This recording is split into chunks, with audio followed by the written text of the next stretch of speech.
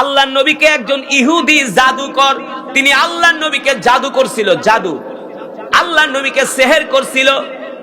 এই জাদু করার কারণে আল্লাহর নবী দিন দিন অসুস্থ হয়ে যাইতেছে। আল্লাহর নবী হাঁটতে পারে না, চলতে পারে না, বিছনা থেকে উঠতে পারে না, মসজিদে পর্যন্ত আল্লাহর নবী যাইতে পারে না। এবার বোঝেন কত অসুস্থ হয়েছিল আল্লাহর নবী। কোন চিকিৎসায় আল্লাহর নবী সুস্থ হয় না। এই অবস্থায় আল্লাহ রাব্বুল আলামিন জিবরাইলকে পাঠাইলেন, ও জিবরাইল যাও যাও, আমার হাবিব তো আর জানে না আমার হাবিবের কি হয়েছে। আমার বন্ধু মুহাম্মদ সাল্লাল্লাহু আলাইহি সাল্লামকে ওই ইহুদি জাদুকর আমার নবীকে জাদু করছে। এই জাদুর রোগ পৃথিবীর কোন ডাক্তার কবিরাজ ভালো করতে পারবে না। এই জাদুর রোগ যদি ভালো করতে হয়, আমি আল্লাহ কোরআনুল কারীমের দুইটা সূরা নাজিল করলাম, একটা হলো সূরাতুল ফালাক আর একটা হলো সূরাতুন নাস। আল্লাহ তাআলা বললেন, জিবরাইল যাও যাও, এই সূরা নিয়ে আমার হাবিবের কাছে যাও। আমার হাবিব আমার বন্ধুকে বলো, আমার হাবিব আমার বন্ধু যদি সূরাতুল ফালাক আর সূরাতুন নাস তেলাওয়াত কইরা শরীরের মধ্যে ফু দেয়, আমি আল্লাহ এই সূরার উসিলায় আমি আল্লাহ আমার হাবিবকে সুস্থ করে দিব, ইহুদির সমস্ত জাদুকে আমি আল্লাহ ধ্বংস করে দিব। এবার জিবরাইল আয়েশা বলে, গো আল্লাহর নবী, ওই ইহুদি জাদুকর আপনারে জাদু করছে। আপনার উপরে যেই দুইটা সূরা নাজিল হয়েছে, সূরাতুল ফালাক, সূরাতুন নাস, এই দুইটা সূরা পড়ে আপনি ফু দেন আপনার শরীরের মধ্যে, দেখবেন সাথে সাথে আপনি সুস্থ হয়ে যাবেন।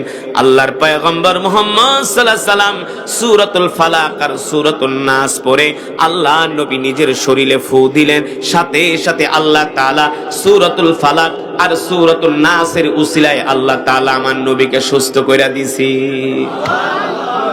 এই হলো সূরাতুন নাস আর ফালাক নাজিল হওয়ার প্রেক্ষাপট। এই কারণে আল্লাহ এই সূরা নাজিল করছে। কিয়ামত পর্যন্ত যদি আল্লাহর নবী বলছে, কেউ যদি সূরাতুল ফালাক আর সূরাতুন নাস ফজরের পরে আর যদি মাগরিবের পরে প্রতি 5 ওয়াক্ত নামাজের পরে যদি এই সূরার আমল করে, পৃথিবীর কোনো মানুষ, কোনো জিন তাকে কোনো জাদু টোনা কইরা তার কোনো ক্ষতি করতে পারবে না।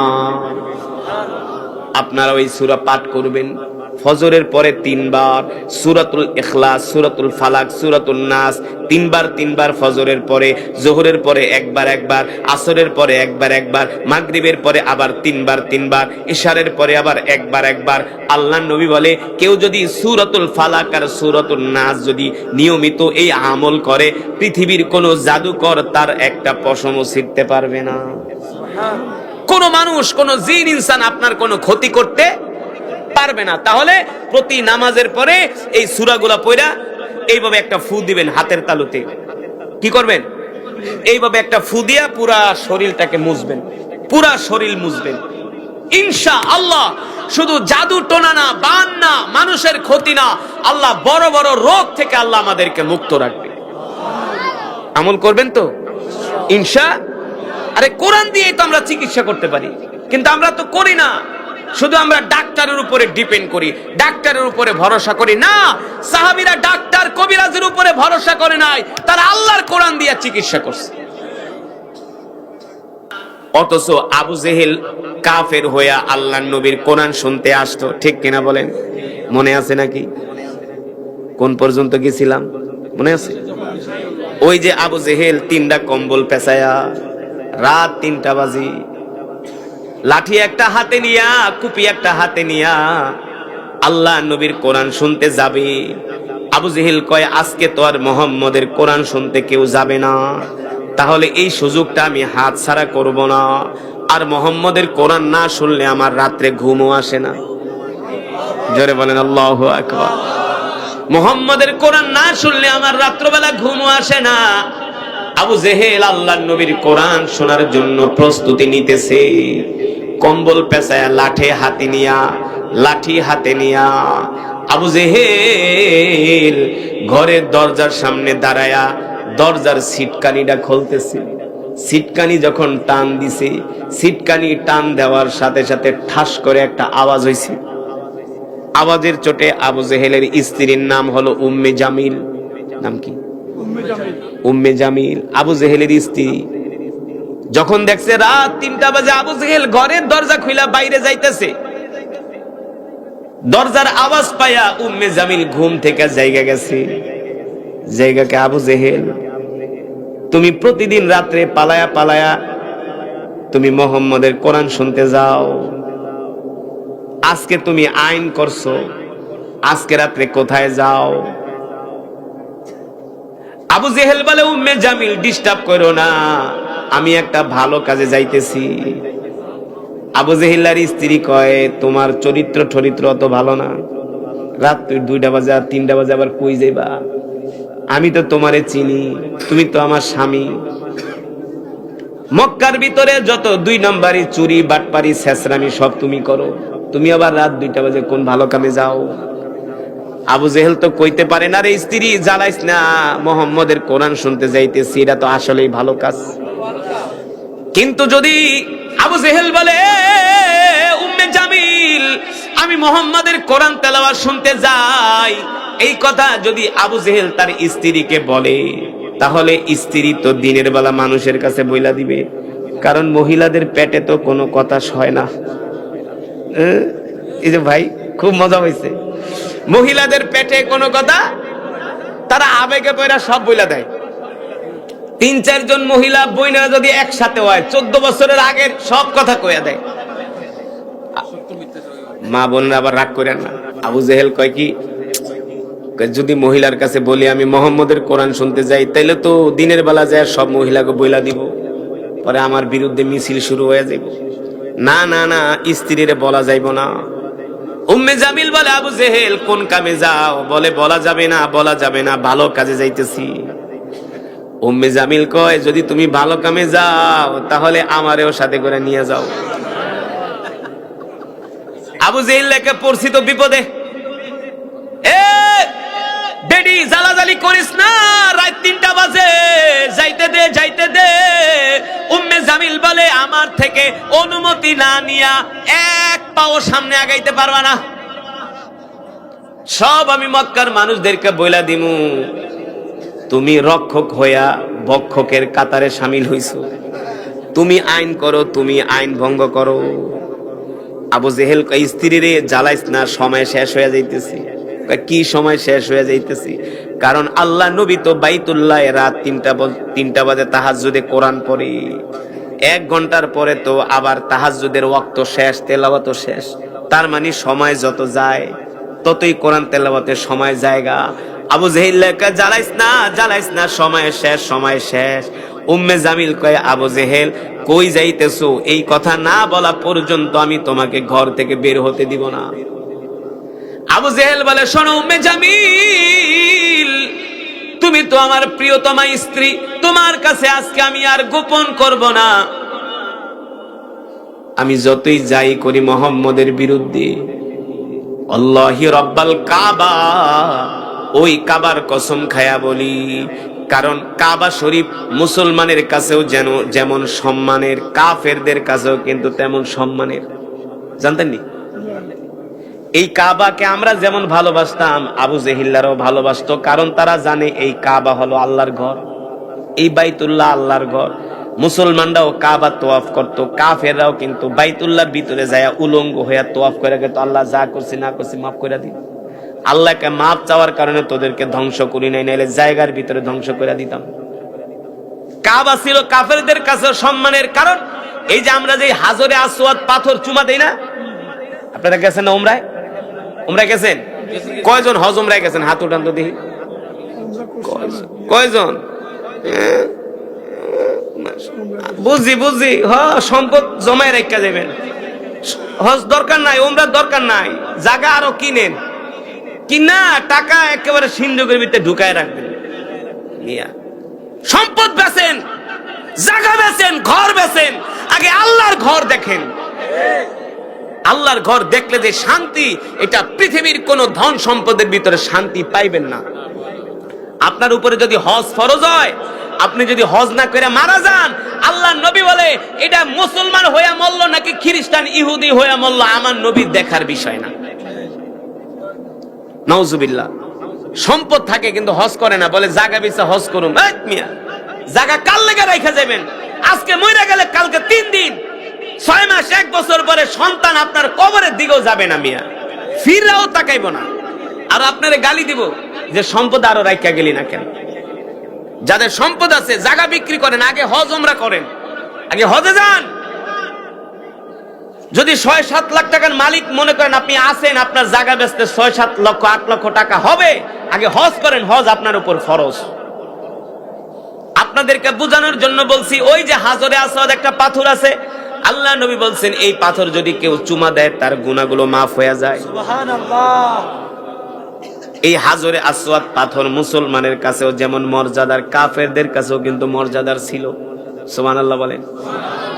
মুসলমানরাও যেমন কাবা শরীফ তওয়াফ করত, কাফেররাও কাবা শরীফ তওয়াফ করত, তাদের কাছেও কাবা শরীফ ছিল সম্মানের, মর্যাদার।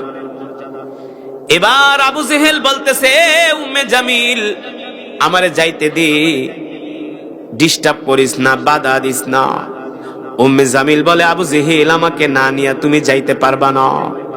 এবার আবু জেহেল বলে, উম্মে জামিল রে শোনো শোনো, আমি আজকে দিনের বেলা আইন করছি কেউ যাতে মুহাম্মদের কোরআন শুনতে না যায়। আজকে কেউ মুহাম্মদের কোরআন শুনতে যাবে না।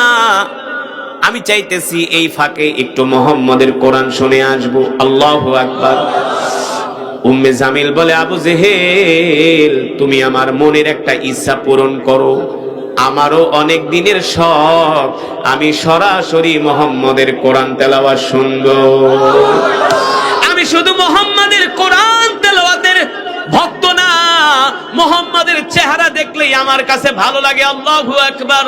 কারণ আমার নবীর মতো এত সুন্দর করে আল্লাহ পৃথিবীতে কোনো মানুষকে সৃষ্টি করে নাই। এত সুন্দর ছিলেন আমার নবী রহমাতুল লিল আলামিন, এত সুন্দর চেহারার অধিকারী ছিলেন আমার নবী রহমাতুল লিল আলামিন। মক্কার কাফেররা আল্লাহর নবীর বিরোধিতা করত, কিন্তু নবীজির সামনে গেলে আর কোনো কথা বলার সাহস পাইতো না, যে এত সুন্দর চেহারার মানুষটার সাথে কিভাবে বেয়াদবি করি। সুবহানাল্লাহ। উম্মে জামিল বলে, আবু জেহেল আমি শুধু মুহাম্মদের কোরআন তেলাওয়াতের ভক্ত না, আমি মুহাম্মদের চেহারার দিকে তাকাইলে সব ভুলা যায়। আল্লাহু আকবার। আমাকে একটু মুহাম্মদের কোরআন তেলাওয়াত শুনতে নিয়ে যাও। আবু জেহিল্লা বলে, মহিলারা হইল অলস টাইপের, এগুলা শুধু ভুল করে, তোমারে নিয়ে যায় আর কোন বিপদে পড়ো। উম্মে জামিলকে কোনো সমস্যা নাই, আমারে নিয়ে চলো। আবু জেহেল বলে, নিতারি শর্ত আছে, বোরকা পর। কি পর? কারণ কেউ যদি দেখা ফেলায় তাহলে কেউ আবু জেহেল আইসি আর বউ আইসি, ঘড়ি বাড়ি দুইটাই আইসি, তা বোরকা পর, তোর চেহারা যাতে কেউ না আসেনি। বোরকা পর মানে কি? কম্বল দিয়া চেহারা পেঁচা। এক কম্বল দিয়া উম্মে জামিল চেহারা পেঁচাইছে, আর এক কম্বল দিয়া শরীর ঢাকছে। আল্লাহকে বোরকা পরবি না, তোরে দেখ কেমনে বোরকা পরাই। ঠিক কেনা বলেন? এবার আবু জেহেল তার স্ত্রী উম্মে জামিলকে বলে, উম্মে জামিল কম্বল দিয়া চেহারা পেঁচাও, শরীর পেঁচাও, যাতে মক্কার কোনো মানুষ তোমাকে না দেখে, না চিনতে পারে। এবার উম্মে জামিল আর আবু জেহেল দুইজনে মিলা রাত 3টা বাজে রওনা দিছে আল্লাহর নবীর জবানে কোরআন শোনার জন্য। আবু জেহেল আর উম্মে জামিল দুইজনে যে কাবার দেওয়ালের সাথে ট্যাগ লাগায়া মন দিয়া কান দিয়া আল্লাহর নবীর কোরআন শুনতেছে। কোরআনুল কারীমের তেলাওয়াত শুনতে শুনতে এক পর্যায়ে আবু জেহেল উম্মে জামিল দুইজনেই ঘুমায় গেছে। কোরআন তেলাওয়াত হলো ঘুম আসার সবচেয়ে বড় ঔষধ। দেখবেন যদি ঘুম না আহে, একটু কোরআন নিয়ে বয়া যাবেন, দেখবেন অটোমেটিক ঘুমায়া পড়বে। আবার যদি ঘুম না আসে, মসজিদে গেলে ঘুমাইসা পড়ে। মসজিদে গেলে কি আহে? দেখবেন সারাদিন ঘুমায় না, জুমার নামাজে যায় শুধু জিমে। কথা কন, জিমে কি জিমে না? কারণ আল্লাহর ঘর হলো রহমতের ঘর। ঠিক কিনা বলেন? আর কোরআন আল্লাহর কিতাব, এই কোরআন তেলাওয়াত শুনলে মুসলমানের কাছেও ভালো লাগে, অমুসলিমের কাছেও ভালো লাগে। ঠিক কিনা বলেন?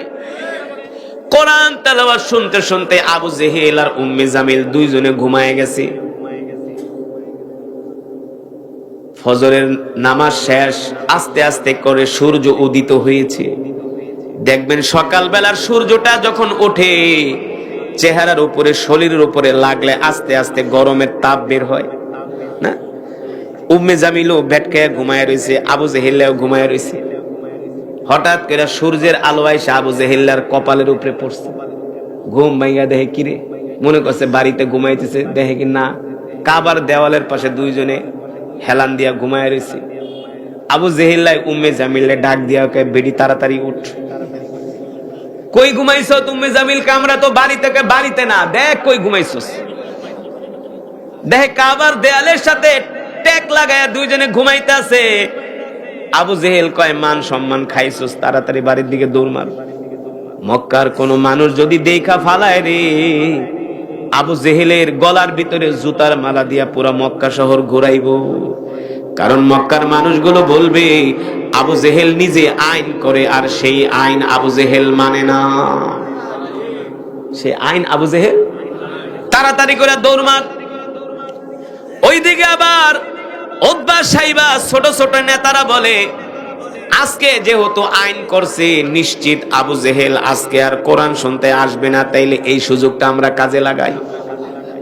আবু লাহাব কয়, মনে হয় উতবাও আইব না, তাহলে এই সুযোগটা আমরা কাজে লাগাই। এই কথা বলে উতবা সাইবা আবু লাহাব তিনজনে কাবার দেওয়ালের তিন পাশে টেক লাগায়া লাগায়া কোরআন শুনতেছে। তারাও ঘুমায় গেছে। তারাও কি? এবার আবু জেহেল ঘুম থেকে উঠা তার স্ত্রী নিয়ে যখন দৌড় শুরু করছে, উতবা এক রাস্তা দিয়া দৌড়, সাইবা আর এক রাস্তা দিয়া দৌড়, আবু লাহাব আর এক রাস্তা দিয়া দৌড়। দৌড় দিতে দিতে চারজনে যায়া এক রাস্তার মুখোমুখি সরাসরি সংঘর্ষ হয়ে গেছে। আল্লাহু আকবার। দেখেন আল্লাহ তাআলার পরিকল্পনা। আল্লাহ তাআলা বলে, তোরা আমার কোরআনের বিরুদ্ধে ষড়যন্ত্র করস, আমার নবীর বিরুদ্ধে চক্রান্ত করস, আমি আল্লাহ তোদেরকে কেমন কইরা লজ্জা দেই, কেমন করে অপমান করি, পৃথিবীর কোন মানুষ তোদেরকে এই অপমান থেকে বাঁচাতে পারবে না। এবার আবু জেহেল আর আবু লাহাব উতবা সাইবা যখন তিন রাস্তার মুখে সংঘর্ষ হয়ে গেছে, তিনজন তিন রাস্তা দিয়া আইসা এক রাস্তায় মিলিত হয়ে গেছে। এক একজন শাখা রোড দইরা হাঁটতেছে। মনে করেন ঢাকা গোপালগঞ্জের মেইন রাস্তায় যাওয়ার কিন্তু অনেকগুলা রাস্তা আছে, কিন্তু আসল রাস্তা তো একটা না, আসল রাস্তা তো একটা। অমন আসল রাস্তায় যায় তিন চারজন সংঘর্ষ সরাসরি দেখা হয়ে গেছে। যখন আবু জেহেল দৌড় দেয়, উম্মে জামিল দৌড় দেয়, তখন পিছন থেকে উতবা দেখে উম্মে জামিল দুইটা কম্বল নিয়ে আসছে, একটা কম্বল ভুলে রাইখা দৌড় মারছে। কারণ চোরে যদি চুরি করে প্রমাণ কিন্তু একটা রাইখায় যায়, চোর যত বড় চোর হোক না কেন। উতবা চিন্তা করে, আজকে যে আবু জেহেল কোরআন শুনতে আসছে, জিজ্ঞেস করলে নিশ্চিত অস্বীকার করবে। সাইবাকে একটা কাজ কর, উম্মে জামিলের কম্বলটা লয়ে আলা দলিল হিসাবে, প্রমাণ হিসাবে। যদি অস্বীকার করে তাইলে আমরা প্রমাণ হাজির করব। এই আবু জেহেল, দেখো তোমার স্ত্রী উম্মে জামিলের কম্বল কিন্তু আমাদের কাছে আছে। এবার আবু জেহেল উম্মে জামিল দৌড় দিছে, পিছনে পিছনে উতবা সাইবা আবু জেহেল ডাকতেছে, আবু জেহেল দাঁড়াও দাঁড়াও, কই গেছিলা, কোথায় গেছিলা? আবু জেহেল বলে, বেটা কই গেছি মানি তোর কাছে বলতে হইব নাকি, তুই কই গেছিলি? উতবা কয়, আবু জেহেল তুমি যে কাজে গেছো আমরা একই কাজে গেছি। একটু পরে দেখে আবু লাহাব বাইরেছে। আবু লাহাব বাইরে বলে, আবু জেহেল তোমার কি লজ্জা হইল না? উতবা সাইবা কয়, আবু লাহাব আবু জেহেল রে অপমান করো না, অপদস্থ করো না। ঠিক আছে, আবু জেহেলের লজ্জা হয় নাই, তাই তুমি কেন আসছো মুহাম্মদের কোরআন শুনতে? এই কথা শোনার পরে আবু লাহাব বলে, উতবা রে সাইবা রে, তোদের সাথে আমি কোনো তর্কে যাইতে রাজি না। এই কথা বইলা আবু লাহাব বাড়িতে চলে গেছি। আর আবু জেহেল বলতেছে, উতবা আমি কিন্তু একাই কোরআন শুনতে আসছি, আমার স্ত্রী কিন্তু আমার সাথে আসে নাই। উতবা বলে, তোমার স্ত্রী যদি না আসতো তাহলে তোমার স্ত্রীর কম্বল কেন কাবার পাশে পইরা রইছে? আল্লাহু আকবার। এবার তো উতবা সাইবার কাছে ধরা খেয়ে গেছে আবু জেহেল। এবার আবু জেহেল দৌড়ায় বাড়িতে যায়, স্ত্রীরে গালাগালি করতেছে। বিটি বলছিলাম না তুই আমার লাগে যাইস না, আমি জানি তোরে নিলে একটা ভেজাল হইব, আমি ভিতরে নিলে একটা বিপদ হইব। উম্মে জামিল লজ্জায় আর কোনো কথা বলে না, বলে আবু জেহেল শোনো, তুমি যেমন মুহাম্মদের কোরআন শুনতে ভালোবাসো, আমিও তো মুহাম্মদের কোরআন শুনতে ভালোবাসি। মুহাম্মদের কোরআন না শুনলে তোমার যেমন ঘুম আসে না, আমারও তো ঘুম আসে না। আবু জেহেল কয়, বেডি বুঝলাম তো, কিন্তু ঘটনা তো আর এক জায়গায়। উতবা সাইবা যদি মক্কার মানুষদের কাছে বইলা দেয়, তাইলে তো মক্কার মানুষ আমাকে আর নেতা হিসাবে মানবে না। যে কোনো মূল্যে আগে উতবা আর সাইবার মুখ বন্ধ করতে হবে। এই কথা চিন্তা করে আবু জেহেল দৌড় দিয়া গেছে উতবার বাড়িতে, যায়া ঘরের দরজাটা লাগায় দিয়া উতবার দুই হাতে দইরা বলে, উতবা, আমি যে মুহাম্মদের কোরআন শুনতে গেছি, এই কথা আমি কারো কাছে বলবো না। তুইও যে গেছস, এই কথাও তুই কারো কাছে বলিস না। আমার কথা তুই বলবি না, তোর কথা আমিও বলবো না। এই কথা যাতে মক্কার কোনো মানুষ জানতে না পারি। উতবা বলে, ঠিক আছে নেতা, এই কথা আমি কারো কাছে বলবো না। এবার আবু জেহেল বলে, উতবা শোন, আর কত পালায়া পালায়া মুহাম্মদের কোরআন শুনবো? একটু সত্যি কইরা বল, মুহাম্মদের আমরা এত বিরোধিতা করি, এত শত্রুতা করি মুহাম্মদের সাথে, কিন্তু মুহাম্মদের কোরআন তেলাওয়াত না শুনলে আমার ঘুম আসে না। উতবা বল বল, এইভাবে কতদিন আর বাঁচা যায়? এর থেকে কি আমাদের বাঁচার কোনো উপায় আছে কিনা? উতবা বলে, আবু জেহেল রে, এ আবু জেহেল, আমি তোমাকে কি বলবো? আমারও তো একই অবস্থা, আমিও তো মুহাম্মদের কোরআন না শুনলে ঘুমাইতে পারি না। এবার সাইবা ডাক দিয়া বলে, আবু জেহেল শোনো, আমরা যতই মুহাম্মদের বিরোধিতা করি না কেন, আমরা যতই মুহাম্মদকে দমায়া রাখার চেষ্টা করি না কেন, আমি যতটুকুন ধর্মীয় কিতাবের মধ্যে পড়ছি, আর কিছুদিন পরে মক্কার জমিনে আবু জেহেলের নেতাগিরি থাকবে না। এই মক্কার ক্ষমতা মুহাম্মদ দখল করে নিবে। আল্লাহু আকবার। এই মক্কার ক্ষমতা চলে যাবে আব্দুল্লাহর ছেলে মুহাম্মদের হাতে। আল্লাহু আকবার। কারণ মুহাম্মদ যেই কোরআন পড়ে, আমরা তো কবির সন্তান, আমাদের বাপ কবি, দাদা কবি, 14 গোষ্ঠী কবি, কিন্তু মুহাম্মদের কোরআন তেলাওয়াত শোনার পরে আমাদের কাছে মনে হয়েছে এটা কোন কবির কাব্য নয়, দুনিয়ার কোন মানুষ এটা কবিতা লেখে নাই। এই কোরআন আল্লাহ তাআলার জবানের কালাম, এই কোরআন হলো আল্লাহ তাআলার জবানের কালাম। এ আবু জেহেল, আমরা যতই মুহাম্মদের বিরোধিতা করি না কেন, মুহাম্মদ যেই কোরআন পড়ে, এই কোরআন তেলাওয়াত শুই না, শুধু আমরাই মুহাম্মদের জন্য পাগল হই নাই, ভিতরে ভিতরে কিন্তু মক্কার সব যুবকগুলো মুহাম্মদের জন্য পাগল হয়ে গেছে। সব যুবকগুলো মুহাম্মদের পাগল হয়ে গেছে। স্বয়ং খাত্তাবের ছেলে ওমর, তিনিও আল্লাহ রসুলের কল্লা কাটার জন্য আসছিলেন। আল্লাহ রসুলের কল্লা কেটে ফেলবে কেন? আল্লাহ রসুল কোরআন পড়ে, কারণ তার কোরআনের সুর শুনে মক্কার যুবকগুলো তার জন্য পাগল হয়ে যাচ্ছে। আল্লাহু আকবার। ওমর আসছে আল্লাহ রসুলের কল্লা কাটার জন্য। চাচা আমির হামজা রাদিয়াল্লাহু তাআলা আনহু দাঁড়ায় দাঁড়ায় দেখতেছে ওমর তরবারি নিয়ে আসতেছে আল্লাহ রসুলের কল্লা কাটার জন্য। চাচা আমির হামজা আল্লাহ রসুলকে ডাক দিয়া বলে, ভাতিজা, দেখতেছি ওমর আসতেছে, ওমরের মতিগতি ভালো না। আমির হামজা ডাক দিয়া বলে, ওমর সাবধান, যদি তুমি মুহাম্মদের সাথে কোনো বেয়াদবি করো, আমি আমির হামজা আমার হাতের তরবারি দিয়া তোমার সাথে ফায়সালা করব। আমার শরীরে এক বিন্দু রক্ত থাকা সত্ত্বে তুমি মুহাম্মদ সাল্লাল্লাহু আলাইহি সাল্লামের সামনে যাইতে পারবা না যদি মুহাম্মদের সাথে কোনো বেয়াদবি করো। আল্লাহ রাসূল বলে, চাচা ওমরকে আমার দরবারে আসতে দেন। ওমর বেয়াদবি করবে তো দূরের কথা, একটু পরে ওমর আমার হাতে হাত রেখে ওমর কালেমা পড়ে মুসলমান হয়ে যাবে। হযরত ওমর যখন কালেমা পড়ে মুসলমান হলো, সাহাবীরা জিজ্ঞেস করেছিলেন, ওমর আপনিও তো আবু জেহেলের মতো আল্লাহর নবীর দুশমন ছিলেন, তা আপনি মুসলমান হইলেন কারণ কি? ওমর বলল, শোনো, একদিন আমি আমার বোনের জবান থেকে আল্লাহর কোরআনের তেলাওয়াত শুনছিলাম, সেই দিন তেলাওয়াত শুনে আমি প্রভাবিত হয়েছিলাম, বুঝতে পারছিলাম যে এই কোরআন পৃথিবীর কোন মানুষের কবির কাব্য নয়, এই কোরআন হলো আল্লাহর জবানের কালাম। কিন্তু আবু জেহেল আল্লাহ রসুলের সবচেয়ে বড় দুশ্মন ছিল, ইসলামের মুসলমানের সবচেয়ে বড় দুশ্মন ছিল কে? কে? কিন্তু আবু জেহেল রাত 3টা বাজে উঠা, একটা না দুইটা না তিনটা কম্বল পেঁচায়া, হাতে একটা কুপি নিয়া, লাঠি একটা হাতে নিয়া, কাবার দেয়ালের পাশে আইসা চোরের মতো বয়া বয়া আল্লাহ নবীর জবানে কোরআন শুনতো। একদিন না, 2 দিন না, 3 দিন না, এমন বছরের পর বছর, মাসের পর মাস আবু জেহেল আল্লাহ নবীর কোরআন শোনে। একদিন আবু জেহেল ধরা খায়া গেছে,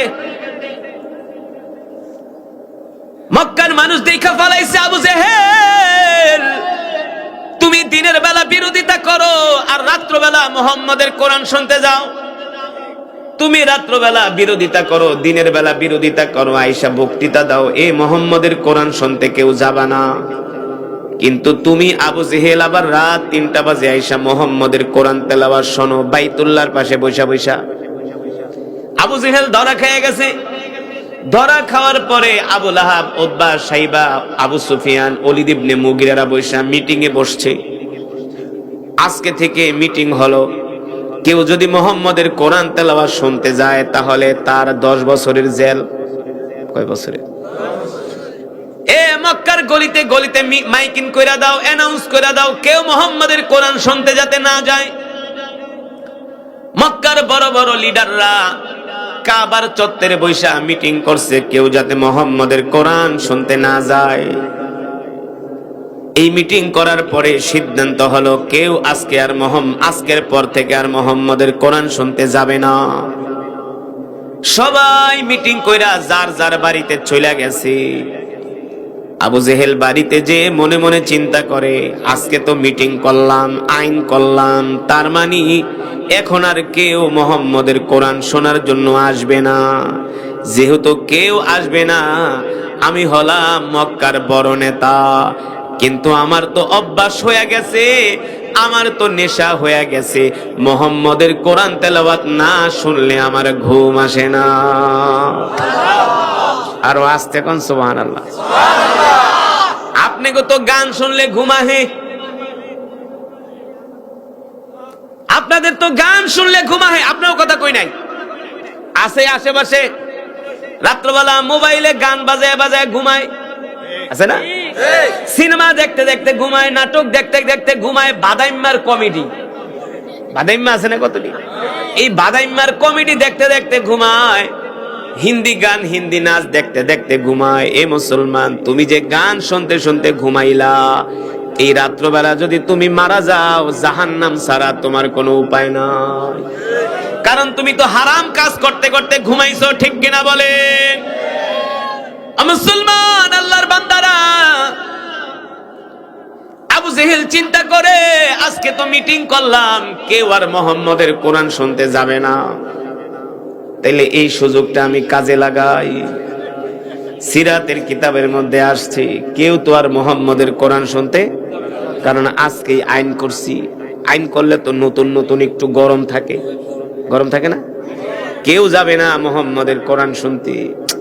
আবু জেহেল বলে, আবু লাহাবও যাইব না, আবু সুফিয়ানও যাইব না, উতবা যাবে না, সাইবা যাবে না, কেউ যাবে না।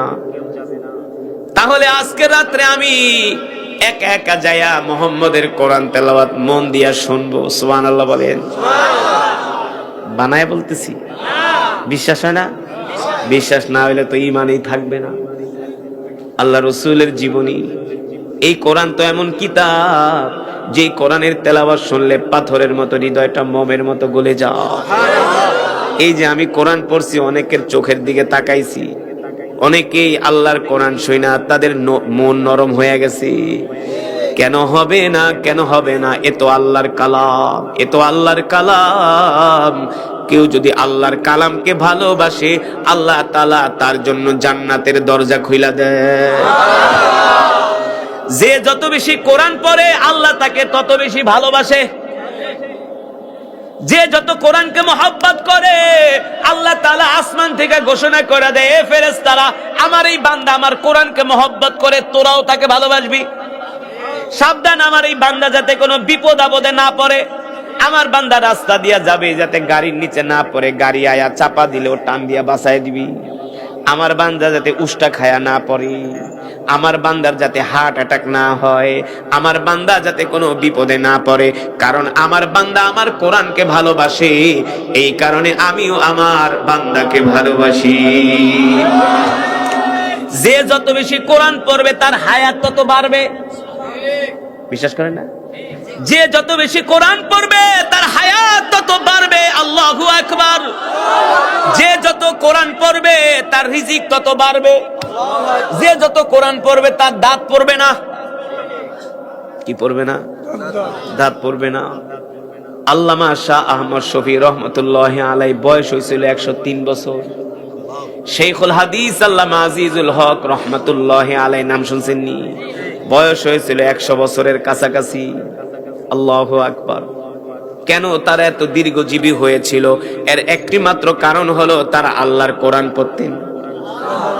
আপনারাও যদি কোরআন পড়েন দেখবেন ঘরের ভিতরে বরকত আসবে, বড় বড় রোগ বিপদ আল্লাহ আপনাদেরকে দিবে না এই কোরআনের কারণে। কোরআন এমন এক কিতাব, কোরআন এমন এক কিতাব যারা আল্লাহর কোরআনের সাথে সম্পর্ক করছে আল্লাহ তাদের দুনিয়া আখিরাতে কামিয়াব কইরা দিছে। এই যে দেখেন একজন ছেলে আছে সালে আহমদ তাকরিম, নাম শুনছেন? হ্যাঁ, এই সালে আহমদ তাকরিম হলো একটা গরিবের ছেলে, বাড়ি হলো টাঙ্গাইল চরের ভিতরে বাড়ি। কিন্তু সালে আহমদ তাকরিমের মতো এমন বহু শিশু বাংলাদেশে আছে কি আছে না? তাদেরকে কেউ চিনে না, কিন্তু আল্লাহর কোরআন পড়ার কারণে সারা পৃথিবী তাকে চিনে। ঠিক কিনা বলেন?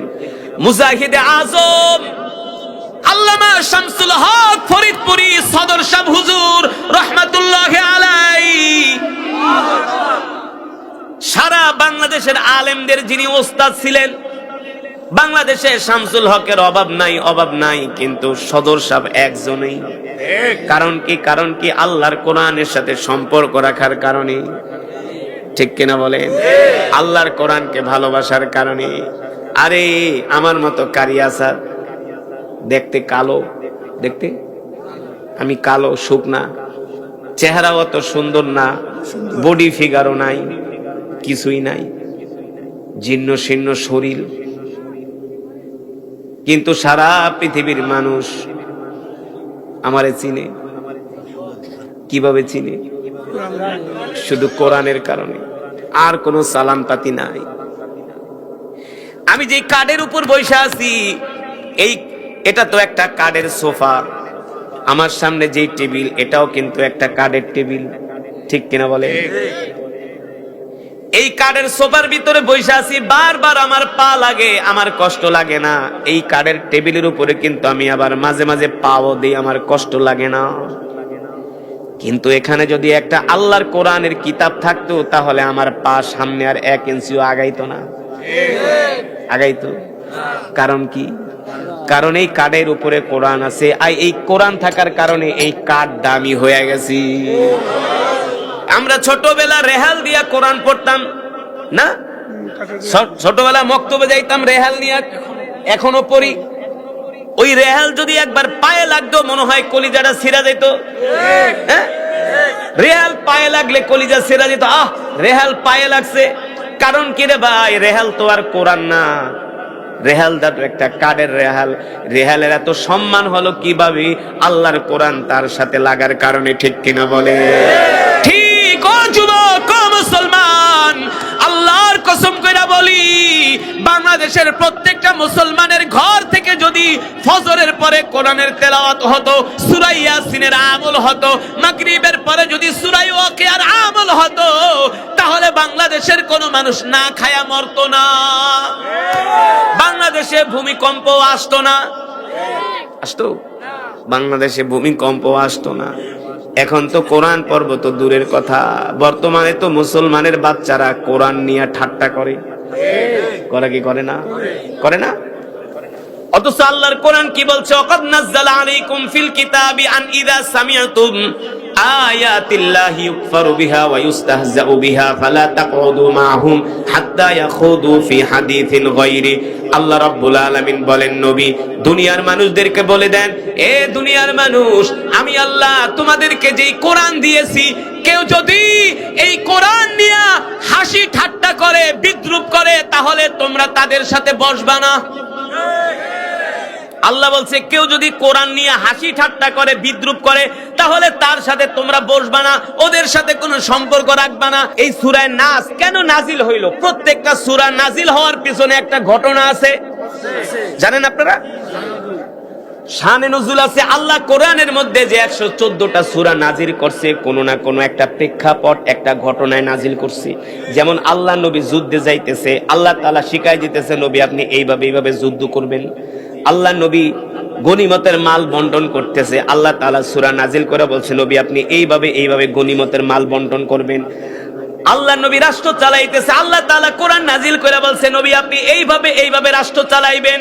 আল্লাহ রাসূল সাহাবীদেরকে কোরআনের বয়ান করতেছে। মাঝে মাঝে মানুষ প্রশ্ন করলে বিরক্ত হয় কি হয় না? এই যে আমরা ওয়াজ মাহফিলে আসার পরে কিন্তু অনেকে মুসাফা করতে আসে, দৌড়ায় আসে কি আসে না? আসে না? অনেকে দৌড়ায় আসে, কিন্তু পরিস্থিতিটা কি জানেন? আমরা 200-300 কিলোমিটার জার্নি করে আসি, ঠিক মতো কিন্তু খাওয়ানোর সময়ও পাই না, প্রস্রাব করার সময়টাও পাই না। কারণ অনেক সময় রাস্তায় জ্যামে পড়া যাই, জ্যামে পড়া ওইখানে তো 1 ঘন্টা জ্যামে পড়ে গেছি, সময় ওইখানে 1 ঘন্টা লস। এখন যদি আমি তাড়াতাড়ি না আসি, তাহলে কিন্তু প্রোগ্রাম ধরতে পারবো না। আমার জন্য হাজার হাজার মানুষ বসে আছে, আইসা কিন্তু খাবার খাওয়ারও সময় পাই না, এমন পরিস্থিতি হয়। প্রস্রাবটা করারও সময় পাই না, উজু করে স্টেজে উঠতে হয়। ওই সময় আয়া যদি আমারে মুসাফা করে, আমারে চতুর্দিকটা ঘিরা ধরে, রাগ ওড়ে কি ওঠে না? রাগ ওঠে কি ওঠে না? কিন্তু ওই সময় যদি আমি রাগ করি, তাহলে মানুষ কষ্ট পাইব না? যুবকরা হুজুরের লেগে এতদিন অপেক্ষা করলাম, একটু হুজুরের সাথে মুসাফা করুম, হুজুর একটু ধর্ম, একটু আদর করুম, একটু কথা কমু, হুজুরের মুড দেখায় চলে গেছি। কষ্ট পাবে কি পাবে না? কত যে কষ্ট পাবো এটা ভাষায় প্রকাশ করা সম্ভব? কিন্তু আল্লাহ রাসূল তো, তিনিও তো মানুষ, তিনিও তো রক্তে মাংসে গড়া মানুষ, কিন্তু আমাদের মতো তো আর মানুষ না। তিনি তো পৃথিবীর শ্রেষ্ঠ মানুষ, তিনি তো রহমাতুল লিল আলামিন, ঠিক কিনা বলেন? আল্লাহর নবীকেও মাঝে মাঝে কাফেররা বিরক্ত করত। কি করত? আল্লাহর নবী মাঝে মাঝে রাগ করত। আল্লাহ তাআলা কোরআনের আয়াত নাজিল করে বলছে, নবী আপনি কিন্তু রাগ করবেন না। যদি আপনি রাগ করেন, তাহলে কিন্তু আপনার আশেপাশে মানুষ আসবে। কারণ রাগী মানুষের কাছে কেউ আসতে চায় না। আসতে চায়? দেখবেন এক বাবার 5 জন সন্তান, মেজোটা একটু রাগী, ওর কাছে কেউ যায় না।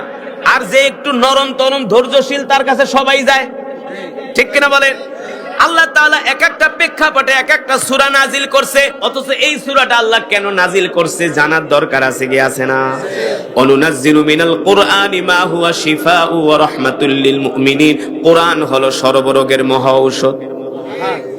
আপনার যত বড় রোগ হোক না কেন, কোরআনুল কারীমের মধ্যে এমন কিছু সূরা আছে যেগুলা তেলাওয়াত কইরা ফু দিলে, পানি খাইলে আল্লাহ রোগ ভালো কইরা দেয়।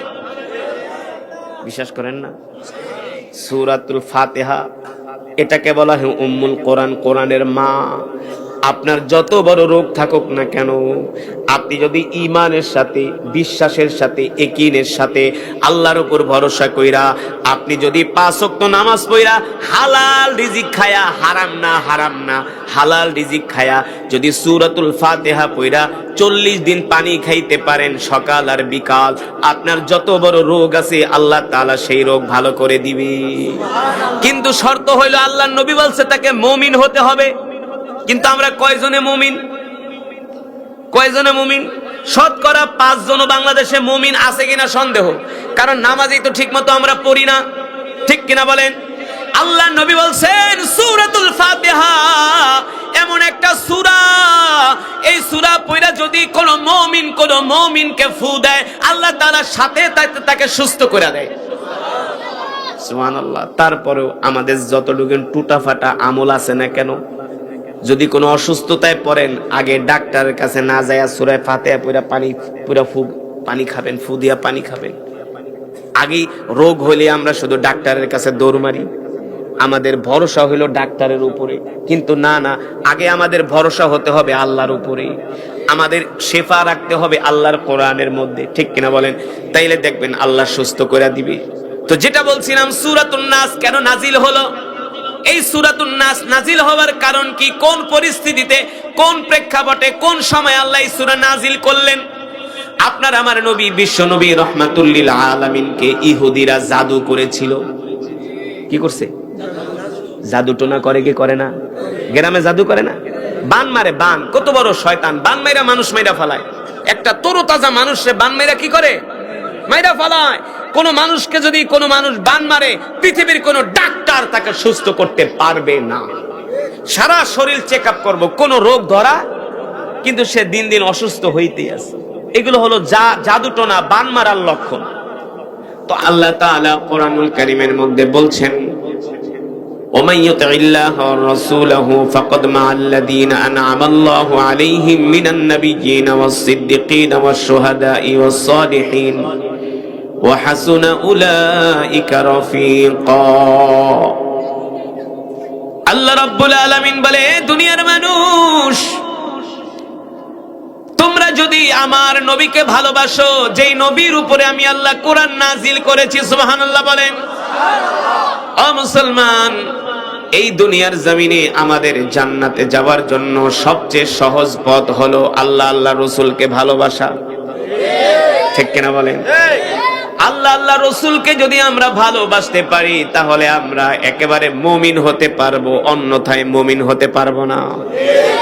আর মুমিন যদি হইতে না পারি, আমরা জান্নাতেও যেতে পারবো না। কিন্তু আজকে আমাদের দিলের ভিতরে আল্লাহর মহব্বত নাই, আল্লাহর নবীর ভালোবাসা নাই, ঠিক কিনা বলেন? যদি বলেন, হুজুর কে বলছে আল্লাহ আল্লাহ রসুলের মহব্বত ভালোবাসা আমার মধ্যে নাই, আমাদের মাঝে নাই? তাহলে উত্তর দেন, বাংলাদেশে শতকরা কয় পার্সেন্ট মানুষ নামাজ পড়ে? 5%ও নামাজ পড়ে না। শতকরা 5% মানুষও নামাজ পড়ে না, ঠিক কিনা বলেন? এই যেখানে ওয়াজ মাহফিল হইছে, এই মাহফিল না হইয়া যদি একটা গানের মজমা হইতো, দেখতেন এই মাঠের ভিতরে জায়গা দেওয়া যাইতো না। কথা কন। যদি কয়েকটা মহিলাদেরকে আইনা শুধু নাচ দেখাইতো আর গান শুনাইতো, দেখতেন হাজার হাজার যুবকেরা, হাজার হাজার মহিলারা সিরিয়াল ধরে আসতো, ঠিক কিনা বলেন?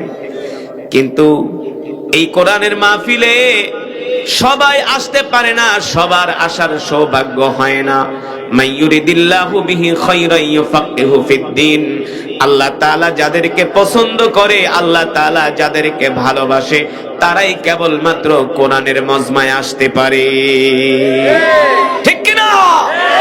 এই মজমায় সবাই আসলেও, চাইলেও আসতে পারে না, কারণ এই মজমায় আসার জন্য আল্লাহ তাআলার পক্ষ থেকে কবুলিয়ত থাকতে হয়। আপনারা যে কোরআনের মজমায় আসছেন, এটা আপনাদের অনেক বড় নিয়ামত, আপনাদের কপাল ভালো, আপনাদের খোশ নসিব। কেন?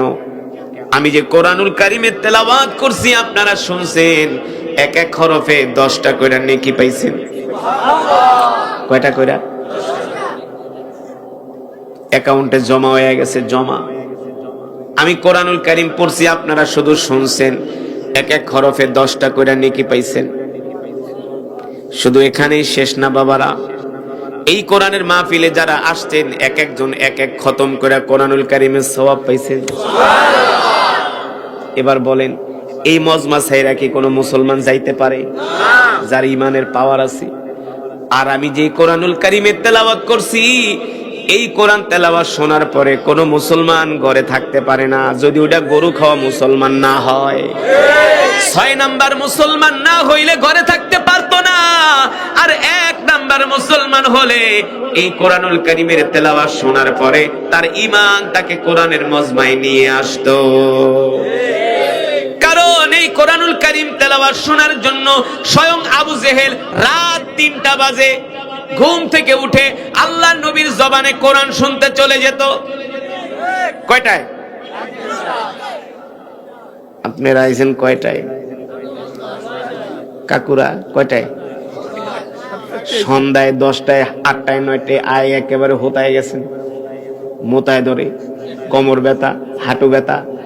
আর যদি কইতে এই মাঠের নাম কি? খাগাইল, খাগাইল মাঠে কারি আসাদাই রাত 3টা বাজে কেরাত পড়বো, তোরা সবাই যাবি, কব হুজুর আপনার মাথা খারাপ, হ্যাঁ হুজুর আপনার মাথা খারাপ, রাত 3টা বাজে যাবো আপনার কেরাত হতে। যদি জারি গান বাউল গান ঠান হইতো তাইলেও যাইতাম। রাগ করতেছেন? কোন রাত 3টা বাজে আইতেন আপনারা? 3টা বাজে আইব, রাত 3টা বাজে আসতেন না। আরে 3টা তো দূরের কথা, রাত 12টার পরে তো আইতেন না, যে শীত, কম্বল গরম করতেন।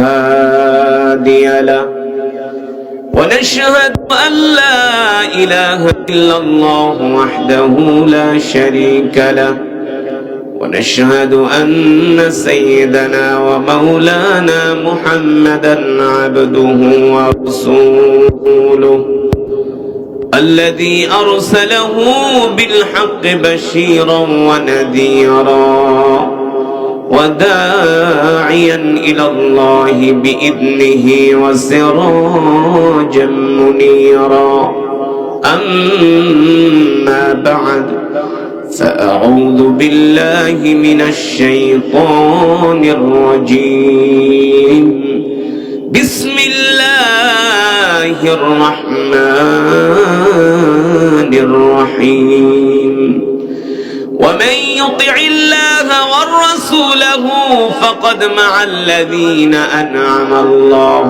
عليهم من النبيين والصديقين والشهداء والصالحين وحسن أولئك رفيقا وقال رسول الله صلى الله عليه وسلم من أحب سنتي فقد أحبني ومن أحبني كان معي في الجنة أو كما قال النبي عليه الصلاة والسلام فقد قال الله تبارك وتعالى إن الله وملائكته يصلون على النبي يا أيها الذين آمنوا صلوا عليه وسلموا تسليما محبت प्यारे नबी जी शान दुरूद पढ़ी दुरूद इब्राहिम आवाज करे अल्लाहुम्मा सल्लि अला मुहम्मद व अला आलि मुहम्मद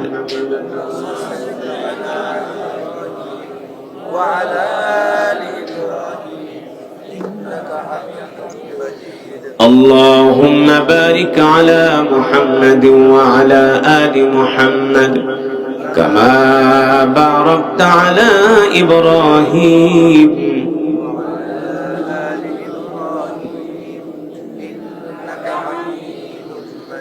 بلغ العلا بكماله كشف الدجى بجماله حسنت جميع خصاله صلوا عليه وآله আসুন মৃত্যুর কথা স্মরণ করে আল্লাহ তাআলার প্রেমে পাগল হয়ে আমরা কিছুক্ষণ সময় জিকির করি। আমাদের জিকিরের আওয়াজ শুনে আশেপাশের মানুষগুলো বলবে এখানে কিছু আল্লাহর পাগলেরা বসে আছে। ঠিক ঠিক আমাদের আমরা কার পাগল? আরো জোরে বলেন আমরা কার পাগল? আমরা দুনিয়ার পাগল হতে চাই না, সম্পদের পাগল হতে চাই না, বাড়ির পাগল হতে চাই না, নারীর পাগল হতে চাই না, ক্ষমতার পাগল হতে চাই না, আমরা একমাত্র আল্লাহর পাগল হতে চাই। দুনিয়ার মানুষ আমাদের পাগল বলে বলুক, তাতে আমাদের কিছু যায় আসে না, ঠিক কিনা বলে? মুসলমান আমরা কার পাগল? আরো জোরে বলেন আমরা কার পাগল? আল্লাহ আপনি আমাদের কবুল করে নেন। জিকির করি লা ইলাহা ইল্লাল্লাহ, লা ইলাহা ইল্লাল্লাহ, লা ইলাহা ইল্লাল্লাহ, লা ইলাহা।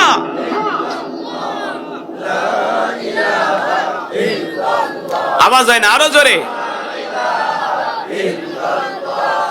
লা ইলাহা ইল্লাল্লাহ লা ইলাহা ইল্লাল্লাহ লা ইলাহা ইল্লাল্লাহ লা ইলাহা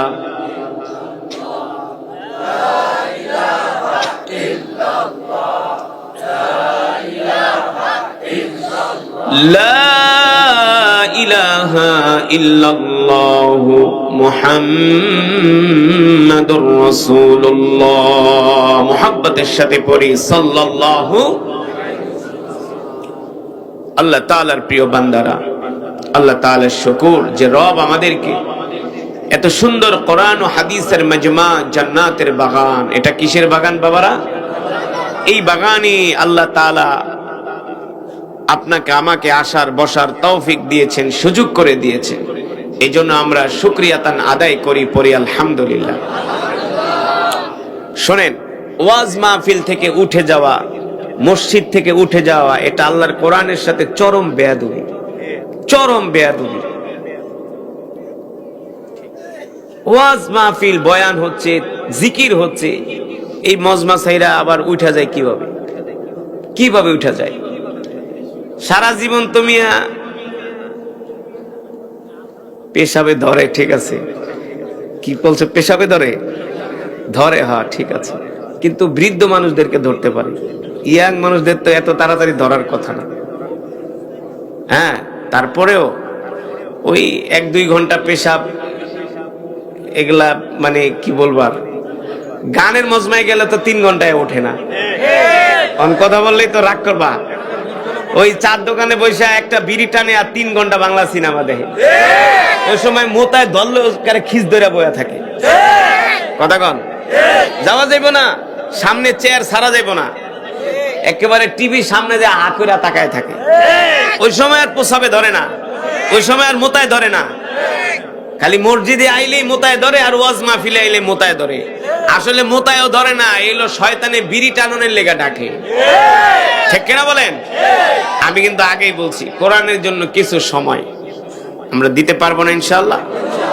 অল্প কিছু সময় বয়ান হবে, 30 থেকে 40 মিনিট, কিন্তু একজন ওঠাউঠি করবেন না। রাজি আছেন? রাজি আছেন? ইনশাআল্লাহ আল্লাহ তাআলা আমাদের কবুল করুন।